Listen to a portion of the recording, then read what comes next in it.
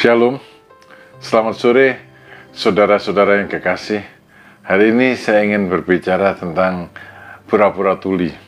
Saudara, pura-pura tuli memang tidak baik, tapi kadang-kadang pura-pura tuli itu juga baik.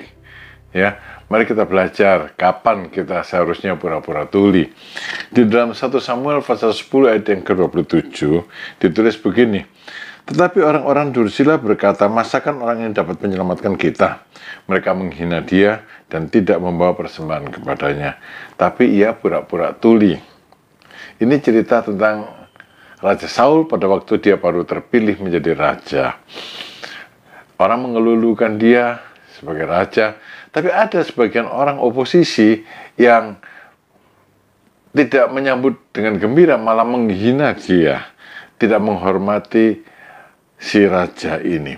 Tapi raja yang baru terpilih ini mengambil sikap pura-pura tuli.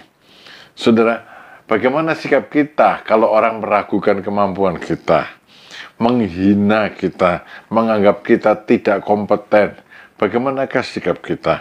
Bila orang menjadikan kita juga sebagai sasaran gosip, padahal tidak ada satupun perbuatan kita yang salah.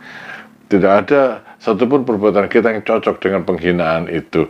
Saudara-saudara, sekarang kan banyak itu terjadi, dan yang banyak terjadi adalah, apalagi kalau di kalangan pesohor ya, mereka melaporkan ke polisi, mengajukan somasi, dan sebagainya. Saudara-saudara, apa yang dilakukan orang-orang di Indonesia ini kalau dia dihina, digosipin yang tidak sepantasnya, itu sih benar, lapor polisi karena negara kita negara hukum, ya. Tidak main hakim sendiri. Tapi ada satu sikap yang lebih baik yang ditunjukkan oleh Raja Saul. Saudara, Raja Saul ini memang biasanya kita mendengar yang buruk tentang dia, memang banyak keburukannya. Tapi di awal pemerintahannya dia menunjukkan beberapa karakternya yang baik, yang menyebabkan, saya pikir itu sebabnya Tuhan memilih dia, ya, sebab menjadi raja pertama dari orang Israel. Yaitu satu, meskipun dia raja, dia dihina, tidak dihormati. Saudara, sebetulnya dia punya cukup kekuasaan untuk melakukan tindakan hukum terhadap orang yang menghina dia. Ya, apalagi raja di zaman dulu. Tapi yang dilakukannya adalah luar biasa. Dia pura-pura tuli. Dia tidak mendengarkan, tidak mau mendengarkan penghinaan orang terhadap dia. Saudara, sikap ini menunjukkan bahwa Saul itu sebetulnya ada kerendahan hati. Dia punya sikap rendah hati. Rendah hati itu berkenan di hadapan Tuhan. Bila kita, saudara, dihina orang, digosipin orang, belajar dari Saul, ya. Rendah hatilah, ya. Pura-pura tuli, tidak usah didengar omongan orang. Jangan membalas dan jangan menyangkal. Itu akan membuat situasi menjadi makin rumit.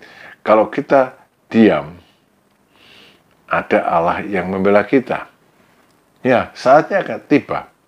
Saul membuktikan diri bahwa dia pantas menjadi raja Israel. Saul sudah terpilih menjadi raja, ada orang-orang mengikuti dia, tapi kemudian apa lagi yang dilakukannya?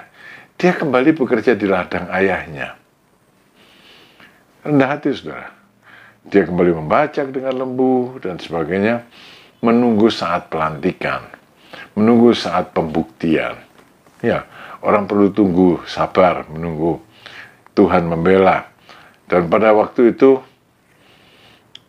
ada serangan Bani Amon ke kota Yabes. Tidak ada satupun pahlawan Israel yang muncul untuk membebaskan Yabes.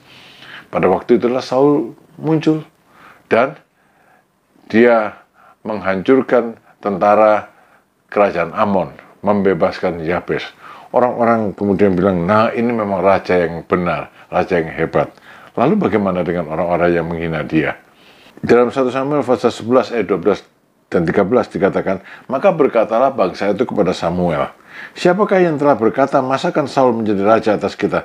Serahkanlah orang-orang itu supaya kami membunuhnya. Tapi perhatikan jawaban Saul. Tetapi kata Saul, Samuel tidak ngomong apa-apa. Belum ngomong apa-apa.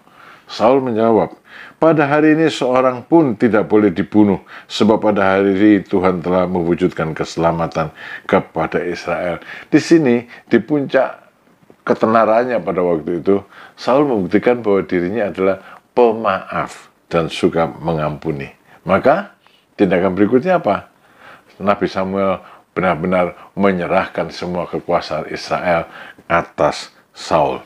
Pelajaran bagi kita adalah satu, reaksi yang tepat terhadap gosip, penghinaan, dan sebagainya, pura-pura tuli aja. Tapi kalau dengar firman Tuhan, dengar baik-baik ya. Jangan pura-pura tuli mendengar firman Tuhan.